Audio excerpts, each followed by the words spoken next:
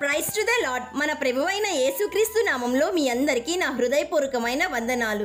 దేవుని జీవవాక్యము మనలను ప్రతి శోధన నుండి విడుదల పరుస్తుంది.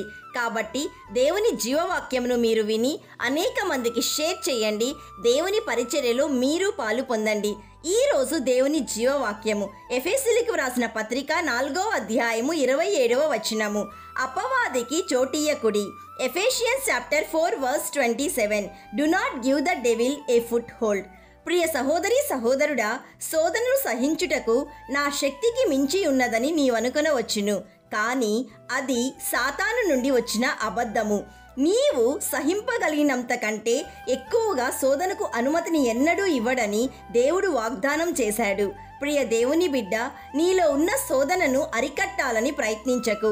నీవు అరికట్టుటకు ప్రయత్నించినప్పుడు దానిని నీ జ్ఞాపకములోనికి మరింత లోతుగా నెట్టినట్లే.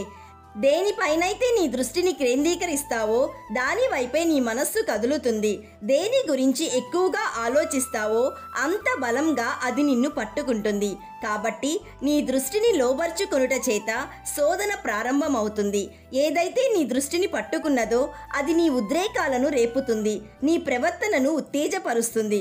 అప్పుడు ఆ శోధనలో నీవనుకున్న దానిని నీవు చేస్తావు. అంటే నీలో ఉన్న స్ట్రెస్ వల్ల నీకు నీవే హాని కలిగించుకుంటావు లేదా ఇతరులకు హాని కలిగిస్తావు.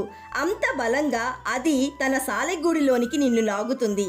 అందుకే దేవుని వాక్యం సెలవిస్తుంది, కీడు వల్ల జయింపబడక మేలు చేత కీడును జయించుము.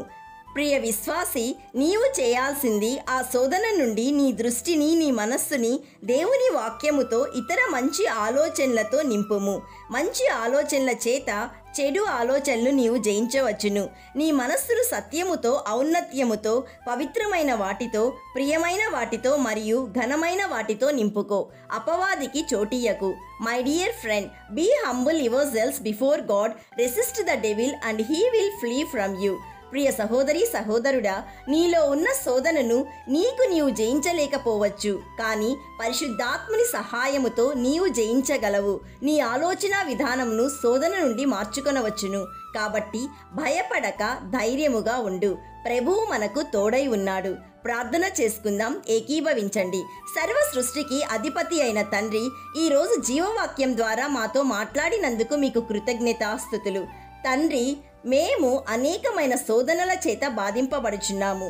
తండ్రి, శోధన నుండి మా ఆలోచనను, మా దృష్టిని నీ వాక్యం వైపు, నీ వైపుకు మళ్లించమన్నావు. తండ్రి, మీకు స్తోత్రము. తండ్రి, మేము బలహీనతలో ఉండగా పరిశుద్ధాత్మ దేవుని మాకు సహాయముగా ఇచ్చావు. తండ్రి, మీకు స్తోత్రములు. తండ్రి, వాక్యం వింటున్న ప్రతి ఒక్కరూ, వారి కుటుంబాలు నీ వాక్యముతో, నీ సహాయముతో ప్రతి శోధన నుండి విడుదల పరచమని రక్షకుడైన యేసయ్య నామంలో అడుగుచున్నాము తండ్రి. ఆమెన్. God bless you.